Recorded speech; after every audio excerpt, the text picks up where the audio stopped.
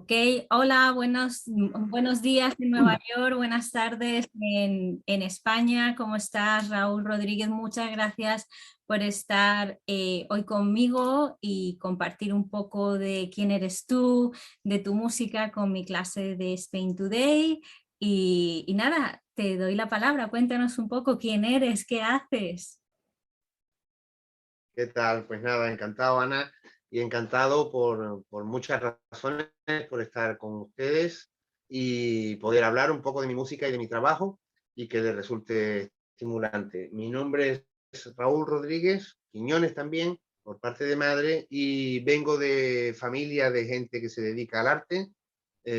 Mi madre es una gran cantante llamada Martirio, renovadora en España de la copla tradicional, con el rock, con el jazz y con el blues y con otras músicas desde los años 80. Y tuve la suerte de criarme en un entorno muy creativo de músicos que se mezclaban y que no tenían miedo de probar cosas diferentes, ¿no? La misma escuela del primer rock andaluz de los años 70, 80, con Veneno, con Pata Negra, con Smash, con Camarón y con mucha otra gente que hacían muchas cosas renovadoras. Entonces, de alguna manera, trato de seguir ese camino que iniciaron mis mayores, que mucha gente llama fusión, pero para mí es tradición y por tanto yo puedo pensar en que soy purista, porque me dedico justamente a hacer lo que he visto hacer en casa. Y he desarrollado mi trabajo durante muchos años como guitarrista flamenco, acompañando a muchos artistas, y también como desarrollador, inventor un poco de un instrumento nuevo del tres flamenco, que es una mezcla entre el tres cubano y la guitarra flamenca, este instrumento que tenéis aquí, que en algún momento podremos hacer sonar un poco. Y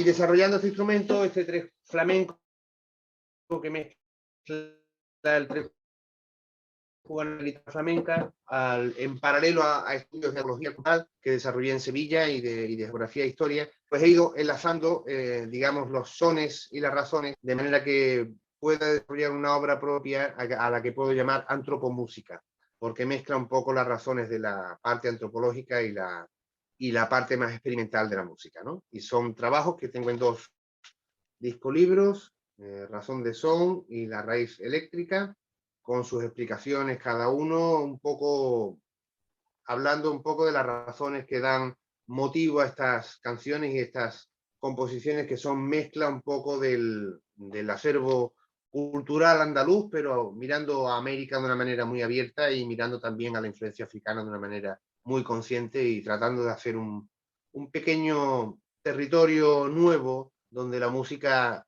todavía no tenga nombre. Este es mi trabajo, básicamente, ¿no? Oh, bueno, Raúl, es que es impresionante. Me encanta cómo relacionas tu vida familiar, de donde tú vienes, de tu origen, cómo es tu tradición, y es que no es fusión, es tradición. Y eso me parece muy importante señalarlo, porque la riqueza musical que hay en la península ibérica, yo creo que tú eres como el fruto de eso, ¿no? Yo soy una gran admiradora de tu madre, de Martirio, por todo lo que tú has dicho, y para mí ha sido un referente como mujer, como de ser, si quieres ser libre en esta vida, ahí está Martirio y su referencia solo con su pose, ¿no? Eso ha sido muy importante, y yo creo lo que tú estás apuntando, ¿no? Que en España, en la península, sobre todo en el sur, eso viene de una tradición, no es nada nuevo, no es nada inventado, estaba ahí, y sobre todo en el seno de las familias, ¿no? Y yo un poco relacionado con quién eres tú y lo que estamos hablando, en clase estamos hablando mucho de la influencia de África, ¿no? ¿Tú cómo has vivido esa influencia, ¿no? ¿Cómo la has percibido? Por ejemplo, ¿ha sido perceptible o ha sido una cosa que después has entendido mejor? ¿Cómo ha sido eso? Bueno, de alguna manera es una combinación de experiencia vivida y de documentación buscada, ¿no? Yo recuerdo cuando, como te estaba diciendo, aquella Sevilla y aquella Andalucía de los años 70, 80, había una apertura muy grande en el momento, por el momento político que había, se había acabado la dictadura y la gente empezaba a probar cosas de una manera bastante desprejuiciada, bastante libre, por primera vez en muchos sentidos, tanto en forma de vida como en formas de hablar, en maneras de relacionarse y, como no, en música. Entonces yo recuerdo mucho en mi casa a mis mayores tocando blues por bulerías, como un género completamente natural, no como un experimento de fusión, sino como un palo más de la baraja del flamenco. No pasaba en todos los lugares, eso fue algo que me di cuenta mucho tiempo después, porque uno siempre piensa que el mundo va a ser como lo ves en la casa, pero amplificado, ¿no? Y no, después me di cuenta que eso del blues por bulería no pasaba en todos sitios, pero sí pasaba en esta Sevilla, sí pasaba en esta Andalucía occidental, y pasaba con una naturalidad que a los niños que vivimos eso nos resultó, como digo, un palo más de la baraja de flamenco. O sea, un estilo en el que poder cantar, un estilo en el que poder tocar y en el que poder expresarse. Un estilo, si quieres, nuevo, porque estaba pasando en aquellos momentos por primera vez, pero que a mí no me sonaba tan nuevo. A mí no me sonaba tan nuevo. A mí me resonaba que eso estaba pasando por otras razones que no conocíamos, por una historia oculta que no nos estaban contando. Estaba seguro de que eso no era la primera vez que pasaba. Eso, Y entonces con el tiempo tuve que hacer un procedimiento de retroceder hacia el futuro, o sea, de ir hacia atrás para comprender por qué estaban pasando esas músicas aparentemente nuevas, ¿no? Y poco a poco me fui interesando un poco, sobre todo, ya no tanto en la experiencia africana, sino en el espejo cubano, en cómo en Cuba sí hay una síntesis conocida y palpable de una cultura afro-andaluza. Llegado el momento, finales de los 90, tuve la suerte enorme de en mi primer viaje a Cuba encontrarme en el aeropuerto con este libro, Los Negros Curros, de Fernando Ortiz, y ahí pude empezar a comprender muchas cosas, ¿no? Pude empezar a entender mediante el espejo cubano, como bien dijo Federico García Lorca, que uno realmente, si quiere conocer Andalucía, tiene que conocer Cuba. Mediante la experiencia cubana, la experiencia caribeña, empecé a comprender que sí había un fondo histórico para que estas cosas que estaban pasando a finales del siglo XX tuvieran ese sentido tan encarnado, tan carnal, tan físico, que no era una fusión mental, no era un capricho estético, no era una opción artística. Era algo que de alguna manera tenía que suceder y estaba sucediendo y probablemente ya venía sucediendo de antes, ¿no? Este libro me dio muchas claves para estudiar esos personajes de piel negra, pero de modo de vida y de lengua y de forma completamente andaluza, de la Sevilla pícara del 16, del 17, del 18, y de cómo eso cristaliza en el Caribe como un personaje particular y parcial y peculiar completamente, que además se trata a sí mismo de distinguirse aún más para no ser relacionado con los esclavos que ya sí vienen como esclavos desde África, ¿no? Como estos negros curros y curras llegaron como personas libres. Esto nos indica que ya en la Sevilla del Barroco la presencia africana, andaluza, la presencia de una cultura y de una gente directamente afroandaluza, no llegada desde África, sino negros sevillanos y gaditanos, ya estaba presente hace 300 y 400 años. Y rascando más, fui encontrando documentación que nos vienen a decir que prácticamente el gran cuerpo de repertorio de bailes y de estilos de fiesta que tuvimos en el barroco sevillano tienen una influencia completamente directa e inevitable de la clase afroandaluza. Muchas veces esclavos, muchas veces libertos, muchas veces negros horros que se habían ahorrado, que se habían aforado, que se habían comprado su libertad, o directamente mulatos y mulatas mezcladas, ¿no? Esta Sevilla, que la que llamaban en tiempos de Cervantes el tablero de ajedrez, porque tantas caras diferentes tenía y tantos colores diferentes tenía, es en realidad la creadora, ese entorno, ese contexto, es la creadora de los géneros que después han ido alimentando al flamenco mucho tiempo después, ¿no? Las rítmicas originales, tanto de la zarabanda, como de la chacona, como del fandango barroco, la jácara, todo aquello que tuvo muchísimo que ver con esta presencia, dio origen y terminó cristalizando mucho tiempo después en las claves rítmicas originales que estamos trabajando en el flamenco. Entonces, en mi trabajo trato de empatar un poco esa experiencia de lo que ya sucedió para comprender que mis padres no estaban locos, que siempre es una buena razón, y que yo tengo algo que puedo continuar haciendo y que lo que yo estoy haciendo no es una fusión tampoco ni un capricho artístico, sino el mantenimiento del curso de una tradición muy antigua que necesita una alegría especial para ser vivida y para ser revivida otra vez y para que tenga una poética nueva, una manera nueva, una forma diferente y si puede ser un poco mejor de expresarse en el mundo de hoy, ¿no? Es muy bonito, muy interesante, muy académico lo que dices, porque también lo que tú estás hablando es que España ha sido un país que ha sufrido mucho políticamente, desde tiempos de Cervantes hasta la actualidad, y la gente sin nombre parece que se ha quedado fuera de la historia, pero la música es el gran, es como el gran archivo, ¿no? de todo eso. Y yo creo que lo que tú estás mencionando a mí me lleva también a Lorca, ¿no? Todo lo que Lorca hizo y lo que puso en marcha con el franquismo, la dictadura, esos tiempos tan oscuros, se apagó y solo se iluminó lo que interesaba, pero eso, todo el conjunto tan rico quedó. Yo creo que tu música, tu trayectoria profesional, tu música habla de eso, de que las cosas no se pueden parar, lo que está va, ya haya una dictadura, haya momentos muy difíciles, ¿no? Entonces yo a mis estudiantes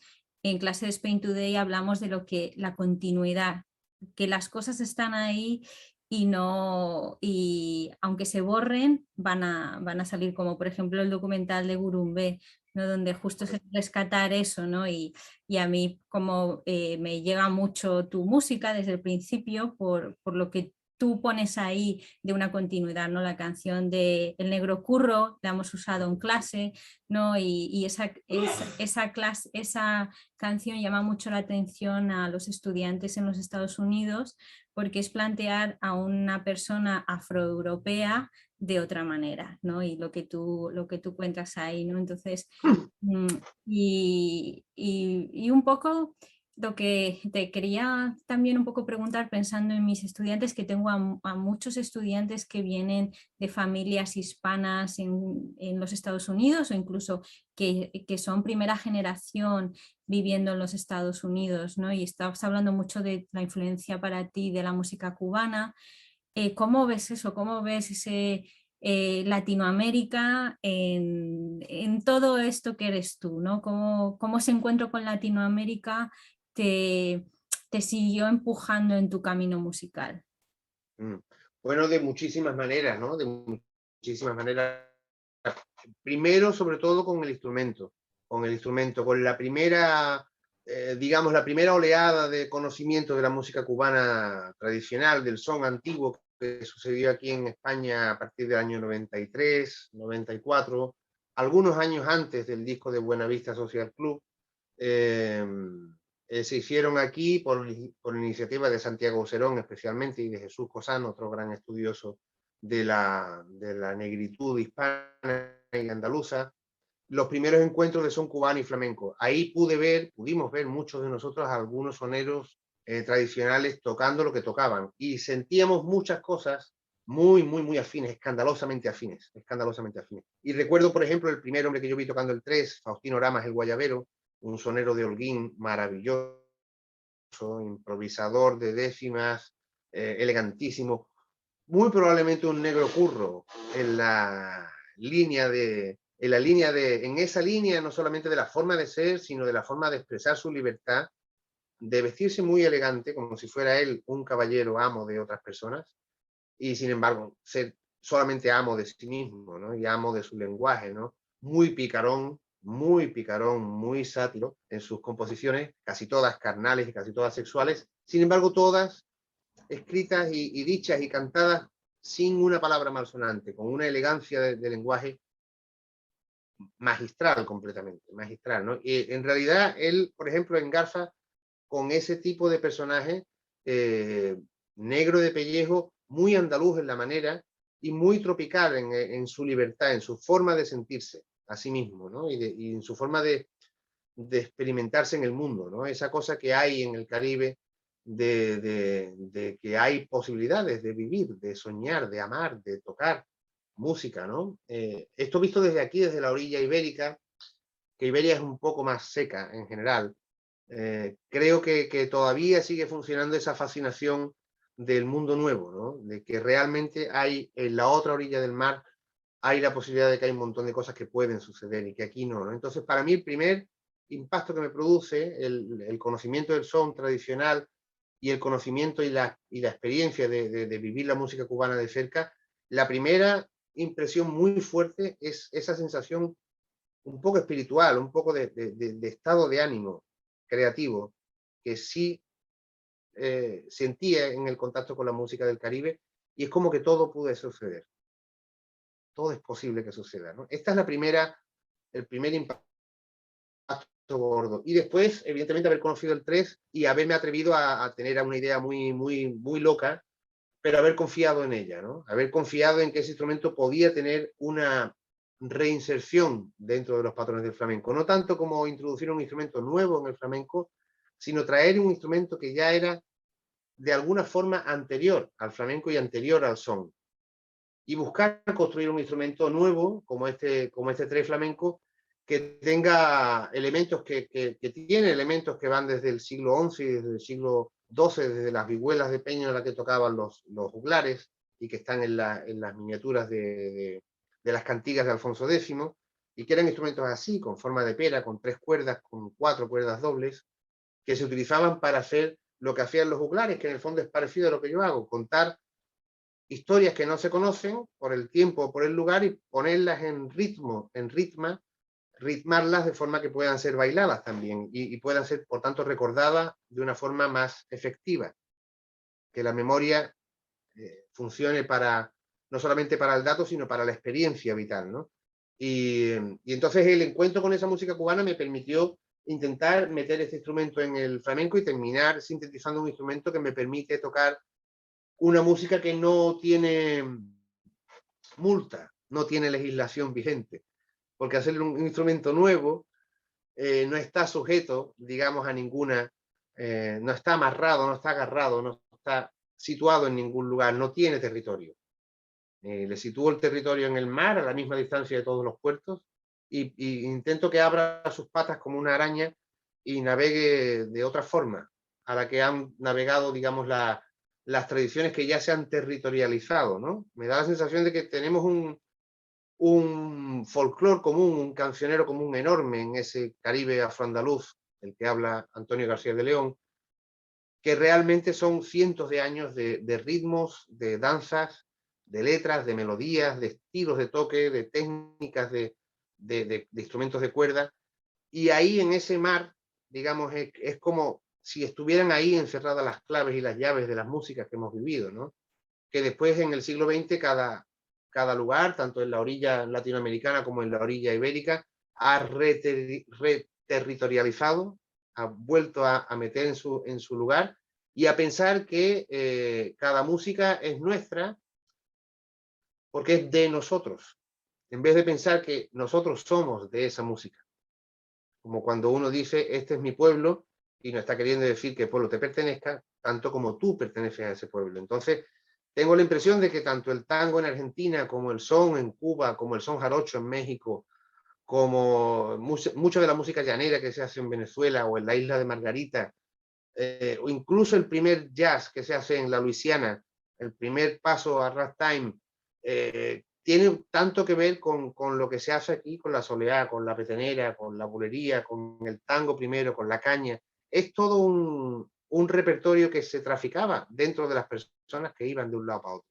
Entonces, la impresión que tengo con respecto a América es que es el espejo necesario para poder conocernos, ¿no? Y tanto lo veo desde aquí para allá como entiendo que también desde allá hacia acá, hacia Iberia, la sensación de poder tener algo en lo que espejarte te proporciona la posibilidad de poder conocer.